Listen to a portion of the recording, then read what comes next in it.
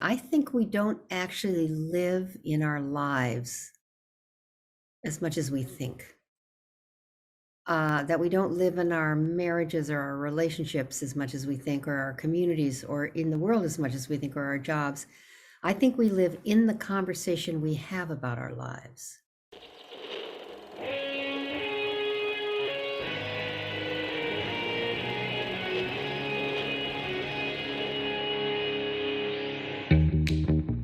Welcome to Back to the Future podcast. My name is Victor Sadia, and I talk with brilliant minds and hearts of people who want to uproot and transform the current health and wellness paradigm. Good morning, good afternoon, good evening. Today we have Lynne Twist. Lynne Twist has been a recognized global visionary committed to alleviating poverty, ending world hunger, and supporting social justice and sustainability for more than 40 years. She is the co-founder of the Pachamama Alliance and the founder of the Soul of Money Institute. She has worked with more than 100,000 people in 50 countries on how to fundraise with integrity, practice conscious philanthropy, and create a healthy relationship with money. Lynne, can you take us back to the time when you were in college? Who was Lynne Twist then? Well, in college, let's see, I went to Stanford University in California, and I was originally born and raised in Chicago, in Evanston, Illinois, outside of Chicago, where the weather is kind of always kind of like not what you want. It's either too cold, or it's hot and humid, or it's in between, and the sky is white, not blue, not dark. And when I went to Stanford in Palo Alto, California, the weather's perfect every single day. I mean, perfect. And that was a problem for me because in Chicago, when you have a perfect day, everybody just drops everything and goes outside because it's so rare. But it was like this every day. So even though my parents were from the West Coast originally, we went to San Francisco quite frequently. I just wasn't used to perfect weather. I loved it, but I couldn't study. I could not. I thought, well, I'll study out under this tree, or I'll go over here on this lawn, and you can't really do it.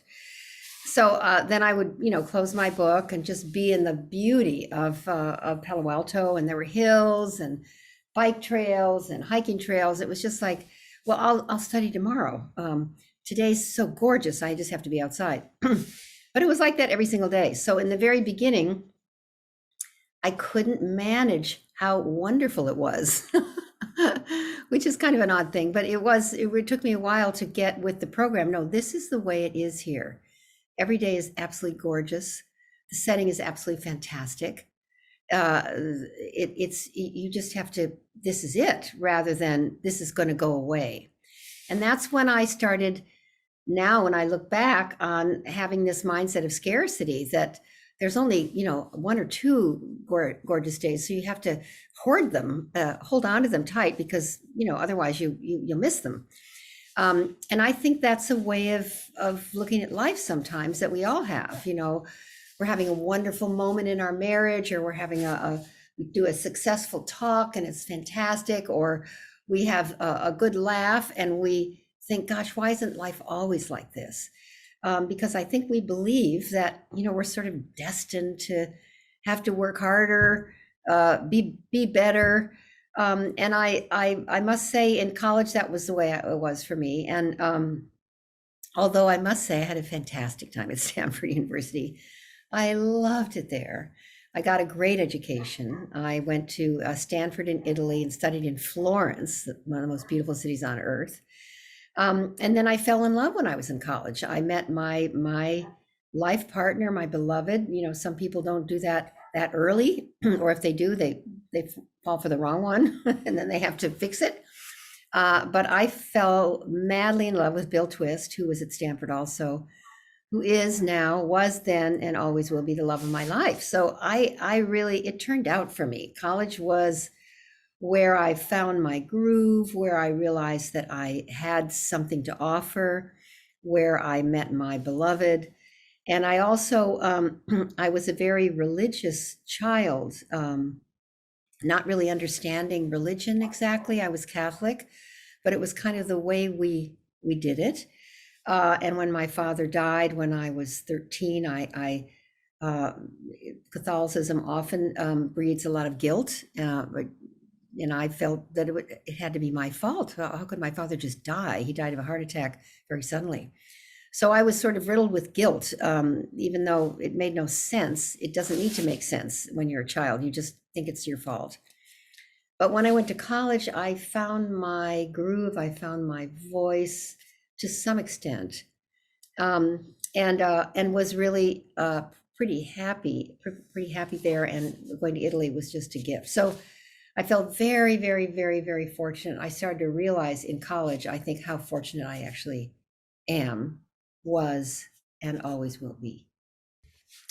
Well, at first I studied American literature, and then realized what I wanted to do was creative writing, and I got very involved in poetry. The reason I mentioned that I was religious as a child is because I think it created the capacity for me to form my inner life. And when my father died and I became even more religious, I think what I would now look back and say is I became spiritual to absolutely everything, not just me and my life, but in the world. And so in college, when I switched to creative writing, I got very involved in poetry. And for me, poetry became sort of my spiritual home. I loved Tagore and Rumi. I loved Ivor Winters, who was the poet in residence at Stanford at the time. I loved E.E. Cummings. I wrote poetry. I won the Stanford Poetry Contest. I was so proud of myself with just one kind of simple poem. And I would say that in this period of being in school and studying creative writing, I returned to my inner life through poetry. So that's I think was the draw for creative writing. And what was your plan after college? Well, I was I'm 77, so I was in college in the 60s, and if you remember that time from history books, because I know you weren't alive then, but I was.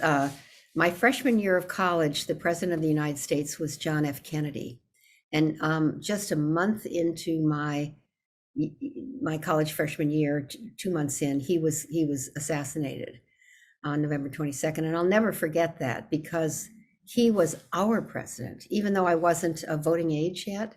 He was older than me, but he was a young, handsome, fabulously eloquent president. He was kind of our guy, or I felt he was. And when he was killed, it was like, oh my God, the world isn't what I thought. I started to think that there were evil forces everywhere. I was heartbroken when Kennedy died. Everybody was really. And then I became very involved in the civil rights movement, the ending war movement. It was the Vietnam War. The United States had gotten completely caught in the Vietnam War, and we had what was then called the draft, and young people my age that were men were drafted without warning to go fight in a war that they didn't believe in, unless they stayed in school. And so I knew people from my high school who were in Vietnam, who were just brutally traumatized by that war, or they died from it, or they got caught in the horrific Ancient Orange illnesses that came from the way we were napalming and bombing everything. So I was really against the war. And at Stanford University, there was a very strong and robust ending war movement. And I was part of that. There was also a civil rights movement. That's when Martin Luther King was alive. And so a lot of young people went to Mississippi and Alabama to register Black voters. And that was a very, very dangerous thing to do, but a very powerful part of people's college experience. I didn't do that, but I was involved in all of that. And there was just beginning to be a little bit of a women's movement. And I was all about that too. So I was what you might call a young pro-activist in college. And then we had, I would say my generation had 4 real heroes, real honest to God heroes: John F. Kennedy, Martin Luther King, Malcolm X, controversial, but he was a hero for us, and then Bobby Kennedy, Robert F. Kennedy. And in 5 years, from 1963 to 1968, four of our five, they were assassinated, they were killed, they were murdered. And it was like a knife in the heart of our activism. It was so brutal, it's such a blow. It was almost like we were killed. At the same time, we were still fighting to end the Vietnam War, and that continued. That continued. The civil rights movement continued. The women's movement started to really be born, and there was a little bit of an inkling of the environmental movement. So I was one of these people who was an early activist. It didn't make sense because I was popular and I was a pom-pom girl, which is like a cheerleader. So I wasn't a hippie, but I had this kind of social conscious thing that was boiling over inside of me. So I didn't get thrown in jail. I didn't do I didn't burn down the president's office. I didn't do any of the things that were happening at Berkeley, and some of them were happening at Stanford. But I loved Joan Baez. She was she sang for us. I thought Bob Dylan hung the moon. I remember being very, very inspired by my own generation and how brave, active, and committed we were. So after college, I was married by the end of college, and we moved to Chicago to spend time with my family. And my husband went to graduate school. He got his Master's of Business Administration at Northwestern, MBA, and I taught school, and I got involved then. That was when there was a lot of this stuff was happening, and I got involved in it, even though I was kind of a young teacher in a Catholic girls' school. I was still kind of like, I want the world to work. And then I started having children, and then that changes everything. We had our first baby the second year he was in business school, just before he graduated, and then we came back to California and became parents. And that, as you know from having three girls, it changes everything. It inflames and ignites and catalyzes what you care about, but you also have to turn your attention to building your own life. So rather than being so much about the world out there, I started to tend to my own life, my marriage. My first child was a boy, and then soon thereafter another baby, then another baby, and life was about my family and supporting my husband in his career and being a teacher. Wow. I'd say that you're still a young pro-activist. And was there a sense that all these crises that you were living in the 60s and 70s, the political, the social, the feminist, the racial, the war, were part of the same crisis, or it was like different things happening that were related but not actually the same crisis? Because in my mind, they're probably the same. They're just different ways of expressing. I think when I look back on it, that's true. But when I was at that age, a lot of times you're drawn to a particular issue because of the people who are involved in it, and you want to be around them. And what I wanted to be around was people who cared, and people who were conscious, and people who were willing to stand up and take a stand for something. So it was as much the way of being, caring about the world, taking a stand for something bigger than your own petty concerns, that drew me. And that was that was a through line through all of the things I mentioned. So that was a through line, rather than I saw the social fabric that I was involved in. It wasn't so much clear to me then. When I look back, I can see that. But in the middle of it, it was all about being where the action was. When do you remember when was the issue of money and the relationship we have with money shaping so much of our worldview in the West? Well, I can just say retrospectively, after World War II, was over, and and there was this victory over Nazi Germany and fascism and everything that was so frightening. I was born in 1945, right at the end of the war. And when I was a little girl, I didn't really understand this, but in the early 50s, it was a heyday for the United States. I mean, everything was kind of booming. And and I was in first, second, third grade, so I kind of didn't even know that. But I look back on it now, and Eisenhower was our president then, and he said, be aware that the military industrial complex, if it gets any bigger, is a danger to the future of the world. And I don't know if I read that or someone read it to me, or my father said that to me, or my mother said that to me, but I remember thinking, yeah, that doesn't seem right, that we're building such a huge arsenal. And that was sort of consistent with that people were spending a lot of money on all kinds of, whether it was a Chevy or a Ford or a convertible, or whether it had, fins or was a Cadillac. I remember thinking that was kind of stupid, but I didn't really understand why I thought that. But I remember thinking that that we were, I don't know, that we were captured by something. And maybe I'm giving myself too much credit. Maybe I see that retrospectively. I don't really know. But I do remember thinking, when I saw big mansions in Lake Forest, Illinois, how many children, I wonder, they have in there, a mansion with 20 bedrooms. And then when my mom or my dad or a friend would say, oh no, it's an elderly couple, they're just really rich, I thought, well, that doesn't make any sense. So I remember little moments like that, but not a real awareness of the distortion, the dysfunction, the anxiety, the suffering that the world has now, had then, and continues to have around money.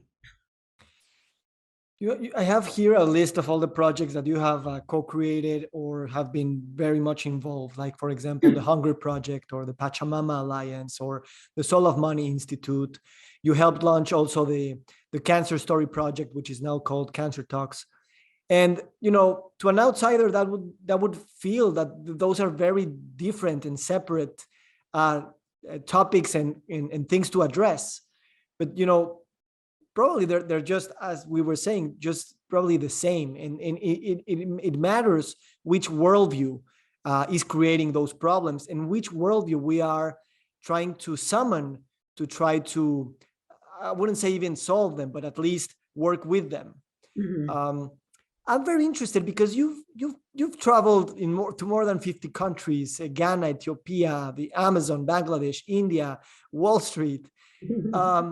And you've spent a lot of time with indigenous cultures, being a white, rich woman coming to these areas where we don't really, like, we're projecting our own language, categories, and traumas onto them. How has it been for you and Bill to spend so much time with these beautiful people and try not to understand them through our language, but theirs? Well, that's a beautiful question and a very appropriate one. My training, well, first I should say, what really woke me up and had me be the kind of person who would do all the things that you mentioned was the EST training. And the EST training was a really powerful 2-weekend experience created by a man named Werner Erhard here in San Francisco. And it was highly controversial, very, very intense human potential program that sort of, kind of hit you over the head by a 2x4 of consciousness, of waking you up from being on rails or being on, an overconsumptive track that never ends, or trying to keep up with the Joneses, or trying to be somebody you're not. And I really, everybody has their, whether it's yoga or meditation, or they meet a powerful teacher, or they read a book that changes their life. That was me, totally changed by that, or awakened by that. It was extraordinary. The F training was a total wake-up call for me. And after that, I saw the world completely differently. And what I saw was that why I was here and why everybody's here is to make a difference with your life. I saw so clearly life is given to us so that we can give it. It doesn't really belong to us. It's like a temporary assignment to share what gifts and treasures and intelligence and love and heart and talent and treasure that you have, whatever it is, to not question it, not try to fix it, not try to even work on it or doubt it, just to make it available. Now, I say that very simply, but it took a lot to get me there. And so after the EST training, I started to live in a commitment, I'll say, that was coined by the great Buckminster Fuller. And he committed his life to make the world work for everyone with no one and nothing left out. They make the world work for everyone with no one and nothing left out. That phrase sounds like, well, that's pretty big. I say it because it still is my North Star. There's nothing that I'm doing that isn't about that. So that includes in equity, empowering women, ending world hunger, eradicating poverty, saving the rainforest. I mean, there's nothing that doesn't fit in there. Now I would say that because of the Pachamama Alliance, which you probably will get to soon, our mission is to bring forth an environmentally sustainable, spiritually fulfilling, socially just human presence on this planet. To me, that beautiful phrase, to bring forth an environmentally sustainable, spiritually fulfilling, socially just human presence on this planet, is now the context in which I live my life. And the Hunger Project, which was the first big initiative that I really gave myself to, trained me. You don't go anywhere you're not invited. The Hunger Project wasn't about feeding anybody. It wasn't then, it never will be, about helping the billion hungry people, but rather not saving them, but standing shoulder to shoulder with people living in the conditions of hunger and poverty, knowing that they do the yeoman's load of the work, and what a privilege it is to stand next to them and in any way one can be their partner, knowing that our liberation, those of us who are fortunate enough to be born in different circumstances, it's all unearned. I mean, I didn't earn any of this. I was born into this color skin, this country, the opportunity for education, a family that had resources to be able to get what we needed and wanted. I didn't earn any of that. That's been given to me. My job is to give it, share it, make it available to other people. And when I began working for the Hunger Project, I really realized that people who live in extremely oppressive, frightening, just unforgiving circumstances are the strongest, most courageous people on earth. They have to be, and they're deep. They have to find something within because the outer resources aren't there. They're so strong, their inner strength, their relationships are absolutely vital to them. And I began to realize that to mirror back to them their own strength, their own capacity is the real work, not to help them. They don't actually need help. They're not poor. We call sometimes people poor. They're not. Nobody's poor. Their circumstances are poor. They are whole and complete people living in the ebb and flow and sometimes tyranny of poor circumstances, but they're not poor. In fact, I often say the people that I've worked with exhibit more courage to live through a day than I'm going to need in my whole lifetime. So to work with them is a privilege. And I don't have that much to contribute to them, more to be shoulder to shoulder with them in a way that they don't, that they find their own greatness, perhaps because I'm willing to mirror back to them their greatness, but also know that that's really the answer. It's in them, not in the outside world or aid or people like me coming in to help. So that's the ethic of the Hunger Project. It's always been that way, that the people living in the conditions of hunger and poverty are some of the strongest, most intelligent, even if they don't know how to read or write, most creative, most amazing people on earth. And it's an absolute privilege to participate with them in ending their own hunger. And that we can be useful to ourselves and to them by mirroring back to them, ensuring that they feel and see their own strength, their own resiliency, their own self-sufficiency. So the Hunger Project is not an aid organization. It's not a charity. We would never call ourselves a charity, although we have quote unquote charitable status. I don't even like calling it nonprofit. I call it a social profit, generating a huge social profit for this generation and all future generations that follow us.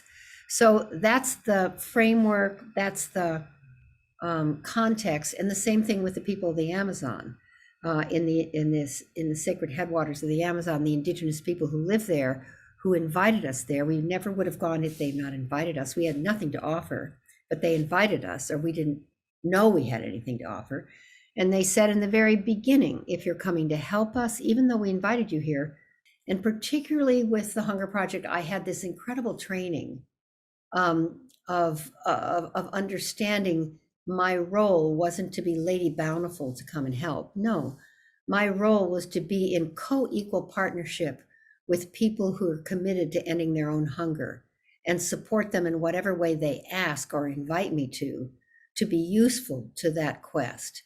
In the Amazon, it's clear to us that we need to be liberated. We, being in the Western industrialized, overconsumptive, affluent world, we need to be liberated from our addictions, from our intense consumerism, from our blindness, from our, being creatures of comfort rather than really understanding our role in the world.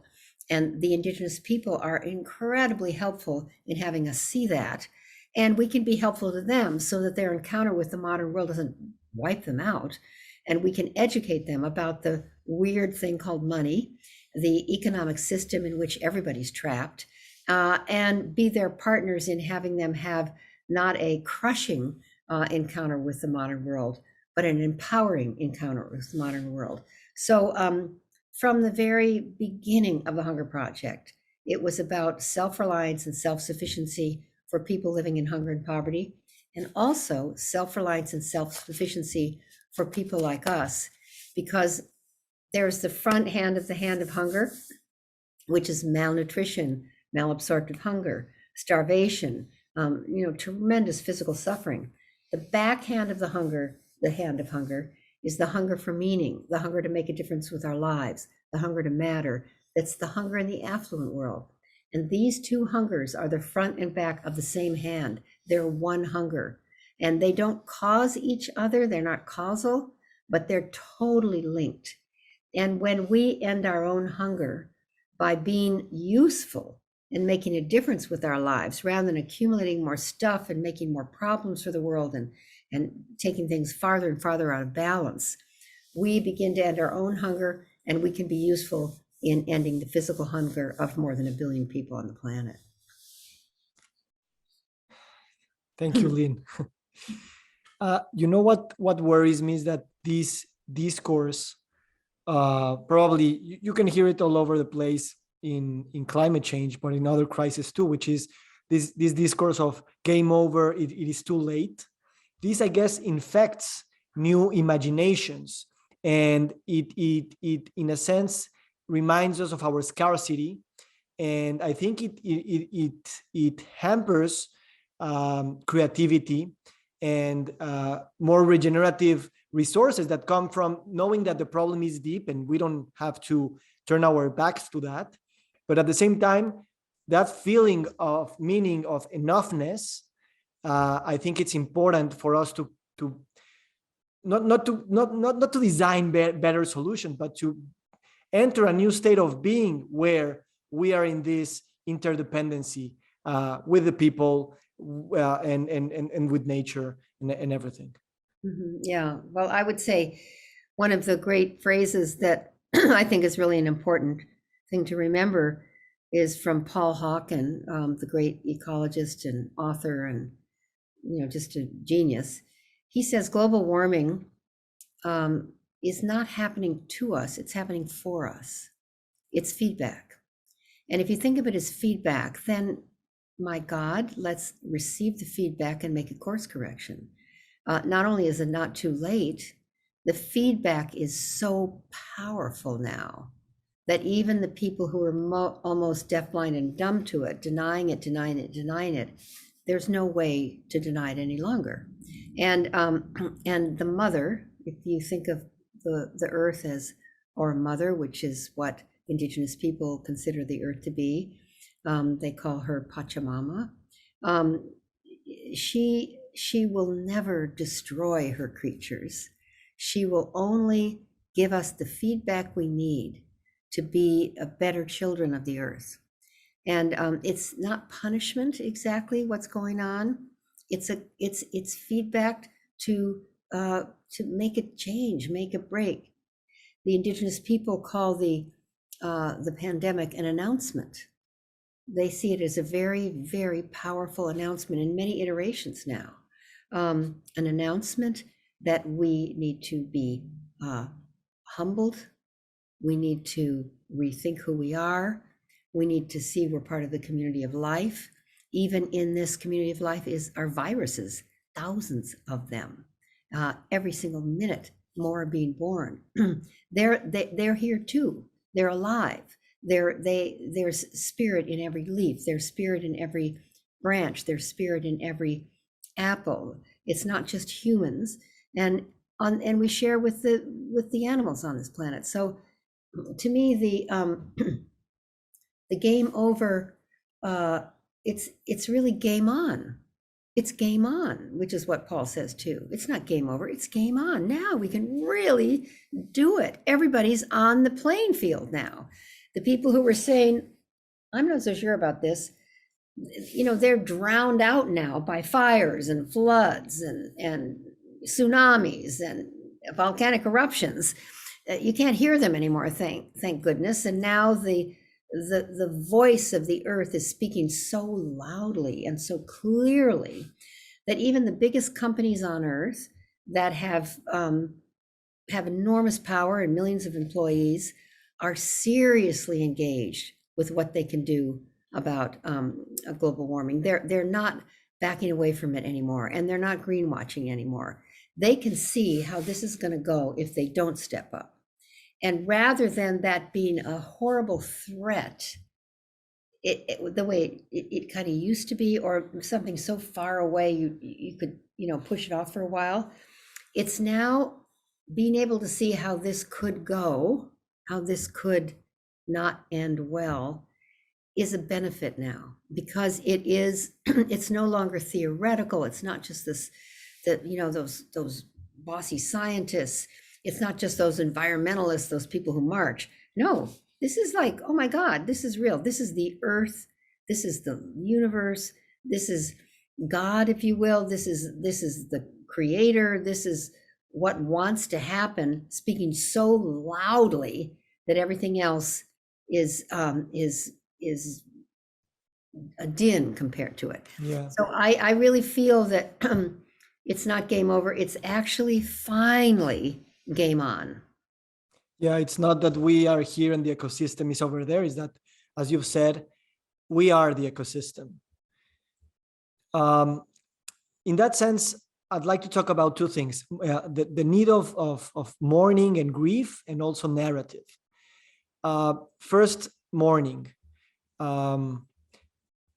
It's clear that we need, in a sense, to grieve, the capacity to be moved, and also to see this great destruction that we've come upon us, and dwelling with that loss for a while, and immersing and feeling and renewing our relationship so that we give meaning to those circumstances, and then also being able to respond from there. Mm-hmm. How do you see this difficult cultural work of reflection and mourning? Well, I I reference Joanna Macy, who's a wonderful teacher of mine, who's in her 90s now. She just had another birthday. I think she's 96. She's 95, but she's up there. And she teaches something called the work that reconnects. She does lots of really beautiful work. And one of the things that she teaches is how important it is to really open our hearts and deepen them, to really see the grief that wants to happen when a species goes extinct, when a life form on this planet, which happens every day now, is gone forever. And do we have the emotional depths to actually face that and grieve? And we go the stages of grief that Elizabeth Kubler-Ross, another wonderful teacher who's passed away long ago, she talked about. You first you're just enveloped in grief, and then it sometimes turns to anger. Like, how did it get this bad? Who didn't do their job, and who wasn't paying attention? How did this happen? Actually getting your strength back, getting your agency back, getting your agency to begin to really, feel yourself again, not be numb. And then if you really keep going, it turns to responsibility. Oh my God, I had something to do with this. I not only had something to do with this, but I have something to do with turning it around. I could do something about this. And then if you stay in the responsibility space long enough, eventually you move into inspired, committed action. And I say the first space, if you think of it as low to high in terms of, consciousness of grief, is very important. Because if you don't go there, you respond, you try to fix it. And because our mindset and our culture was so numb for so long, we'll just make it worse by taking the next action, trying to fix this, fix that, fix this, fix that. So I feel that grief, you can't skip over it and be successful. You really need to go there. You need to mourn the loss. People who have a parent that dies, and in a family that never talks about it, eventually it gets to them. I mean, they can be 50 years old and suddenly be so unstable because they never processed the death of their mother at age 7. It's not possible. Or they have a heart attack, or they have a back problem. It's not really possible to skip over these things without having consequences. And when we fully emotionally, and our emotions are what move us, they move. The reason we're moved is because it makes us move. That's invaluable. And when we try not to be moved, or guard against it, or harden our heart, or protect ourselves, our actions are ineffective. We need to feel. We need to allow ourselves to feel. We need to feel grief, sorrow. We need to mourn. We need to wail. I was once in Ethiopia with women who lost every single one of their children to famine. And one woman had 11 kids, and they were all dead. They all starved to death. One of them at her breast when she was trying to feed the baby, but she didn't have any more milk because she hadn't had water in 7 days. And the baby died at her breast, one of her 11 children. And we sat around a dry well at the end of that famine with these 7 women. And for 5 days and 5 nights, they described the excruciating death in horrendous detail of every single one of their children. One woman had lost 11, another had lost 5, another had lost 3. All of them were motherless now. I mean, childless mothers. And after the story about the death of each one of the children, whether it was Muhammad or Malaika or, the little baby at the breast, all of the women, including myself, would wail. And if you've ever heard women wail, it's something. It's not just crying. It's not just yelling, and it's not screaming. It comes from somewhere deep in your guts. And when you wail, it's very, very, very physical. And we would wail over the death of 6-year-old Muhammad, walking towards a massage thinking he could get water and then dropping of exhaustion. And then when his mother went to get him, he was dead. Wailing and crying and sobbing until we had completely wailed for Muhammad. And then we would take a break. And then the mother would talk about the death of Malika. And I'll never forget that. By the end of that 5 days and 5 nights, I was so physically exhausted. We sat, we didn't move around, but except to stand up and sit down. I could have, that was it on me. I mean, so that, and those same women now who had no education, didn't know how to read or write, had never been to school, made a commitment after they completed the mourning of their own children, made a commitment to me, to each other in a kind of sisterhood bond, that they would do whatever they could to have no Ethiopian women ever go through that again. And all of them went through school from, they were grown women, from kindergarten all the way through college. 2 of them are attorneys, 2 PhDs. They are in positions of authority and leadership in Africa. And because they went so deep, they are highly effective in matters that would just crush me. I wouldn't be able to face them. So I feel that mourning and sadness and sorrow and deep feeling is missing in our culture. And I think the pandemic gave us access to that again. People died, people got really, really sick, people were terribly afraid. They lost businesses, they lost their livelihoods. And we grieved more than we have, and we didn't cover it up. I think it was good for us. I think it was, there's more to do, but I think that's really important. So thank you for asking me about that. Thank you for such a vivid description, which is basically what we need, because we've numbed ourselves with, a species dies every day or goes extinct, or a child that dies at her mother's breast. And it's just an image that crosses us by, and we don't want to stay for a while. So thank you for staying there with those beautiful ladies and for relating the story to us in such a detail and taking the precious times that we have basically for this.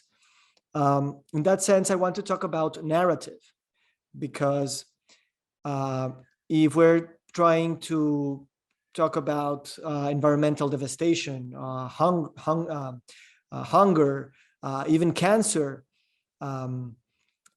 there's another side of the story that we can keep relating, that we can keep enriching, so that those news and those situations don't only crack us, but crack us and then give us the possibility to be regenerated.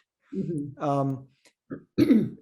What's the power of story? And I see you as a great storyteller, and not stories on fiction, but probably on science fiction in a sense. And those science fiction are even more reality. So it's clear that we must learn to tell, to put it in a way, Gaia stories of interconnection and interbeing. How can we weave these stories in our social, economical, political, and cultural discourses? Well, it's a little bit different than your question, but I'll just say it anyway. I think we don't actually live in our lives as much as we think. That we don't live in our marriages or our relationships as much as we think, or our communities, or in the world as much as we think, or our jobs. I think we live in the conversation we have about our lives.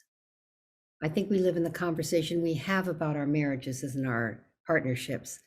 I think we live in the conversation we have about our community. We live in the conversation we have about our job, the conversation we have about our world, if I can put it that way. I think that's really our home. That's where we live. And, you may not be able to totally change your community. You certainly have an impact, but you have absolute omnipotence over the conversation you have about your community, or you have about your marriage, or you have about your job, or you have about the world. And we see this so clearly with Ukraine right now, that the people in the Soviet, the former Soviet Union, in Russia, are in one conversation that's being managed and designed and committed to have them feel that what is taking place by the Russian army is right and true and noble and responsible. And in another conversation in the Ukraine and most of the rest of the world, it's horrendous, it's evil, it's oppressive, it's totally out of line, it's devastating, it needs to be stopped. And that's such a distinct one. And I would also call that propaganda on both sides. But if you think about the conversation for the Ukraine right now, the part I'm talking about is, oh my God, Zelensky is so inspiring. The Ukrainian people are so strong. Oh my God, they're so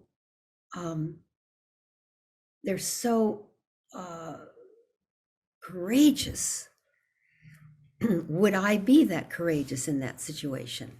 So conversations really matter.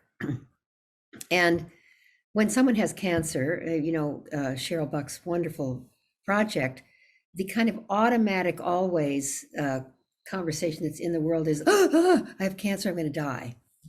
And terror, fear, end of life, what am I going to do? Who do I tell? How do I help? How do I fix? And to have people relook at how to be with cancer is really an amazing invitation.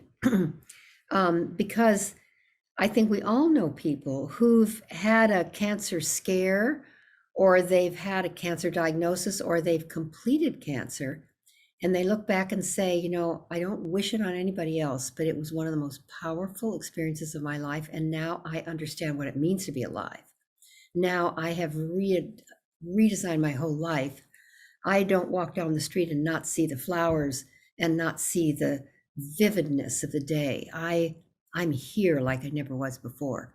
So I'm just suggesting that the same person who gets a cancer diagnosis and is in horrendous fear, and I'm going to die, and how can I stop this, and I can feel it in my body, and is it spreading, can also say to themselves, oh my God, I have an opportunity to really look at life and how important it is to me and how important my loved ones are to me. And I'm going to get the best treatment in the world, and I'm going to lick this thing. Same circumstances, completely different conversation, so then completely different action. We act more out of our conversation than we do out of reality. And when a conversation is the other example I'll use, because it's so vivid for me, after 9/11, the whole world loved the United States more than ever before. I mean, people were sending blood and money and lighting candles and praying for America, the beacon of hope for the world. And then instead of calling that attack a criminal act, when it was a criminal act, it was, let's find those people and have them stop and have them be caught. When it shifted to, we have to bomb a country where it's a political act, we're going to go to war, that was so different, and it changed everything in what I would say not a good way. We took actions. We thought there were weapons of mass destruction. It was insane, and we're still living with the horror of that years and years and years later. And I say it was as simple is the wrong word, but as precise as a unfortunate, deeply, profoundly unfortunate shift in the conversation from a criminal act to a political act. And that word, political, criminal, just words. But what happens when the words change or when the context changes, the content shifts. So I'm really just validating what you've already said. Narrative is critical. We live in story, and story, I'm not saying we shouldn't. Stories can be really inspiring. Stories can be really empowering. Like the story that I have, that people living in hunger and poverty are some of the most courageous, powerful, strong people on earth, rather than, oh, these poor people, what can I do to help? Oh my God, they're so weak. They can't take care of themselves. Let me help them.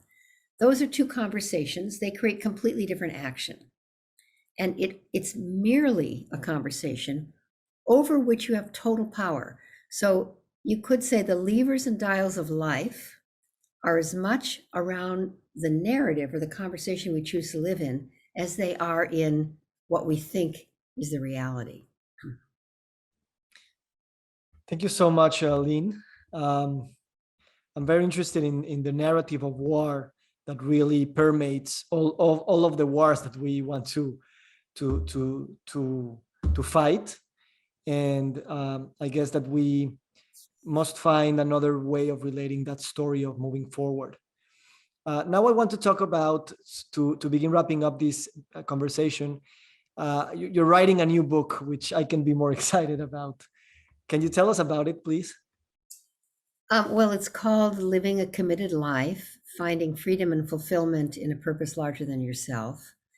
And it's a little bit memoirish, like the Soul of Money book that I wrote a long time ago was, and still kind of is.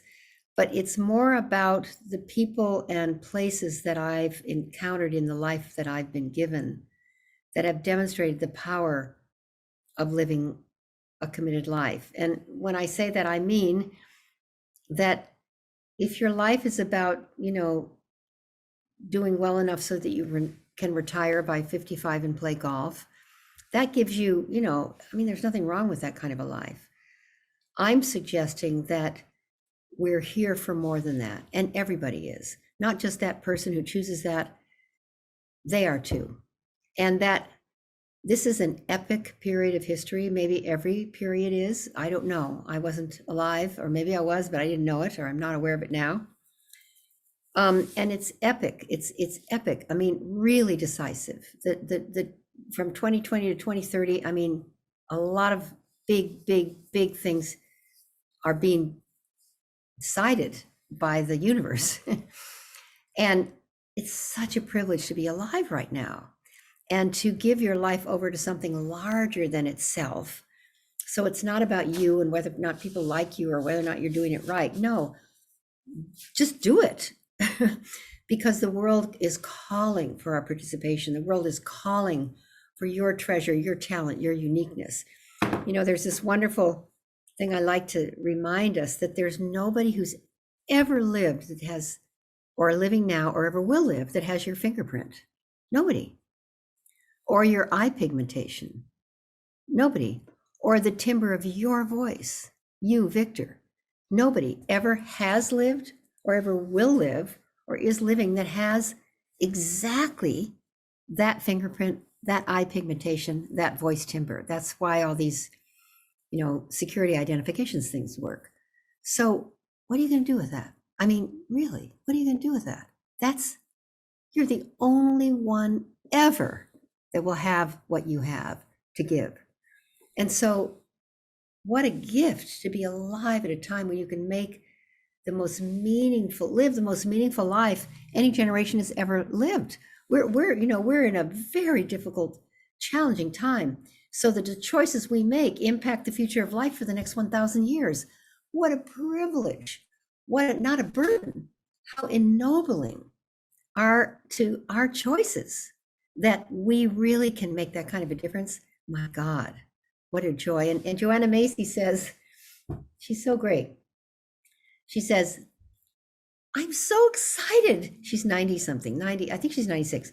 I'm so excited that I'm still alive to see it. The tide is turning. I'm going to see it. I think I'm going to see it. It's happening. She's so excited. It looks like everything's falling apart to most people, but to her, the tide is turning. It's really happening. And then she says this other thing. She says people are lined up to incarnate because they want to be part of what's going on Earth right now. It's so exciting. So, that's a conversation I want to live into. That's a conversation that empowers me. That's a conversation that lights me up. Even with all the terrible things that are happening, also there is this opportunity to make that kind of a difference with your life. And what a ride, what a joy, what a privilege, what an opportunity, what a time to be alive. You are so alive. Thank you so much. When we started this conversation, I just saw your face and I told you that I guess that dreams do come true. And talking to you is really a dream coming true to me. Yeah, I read your book 3 years ago and it sparked something really deep in my life, and everything has changed since.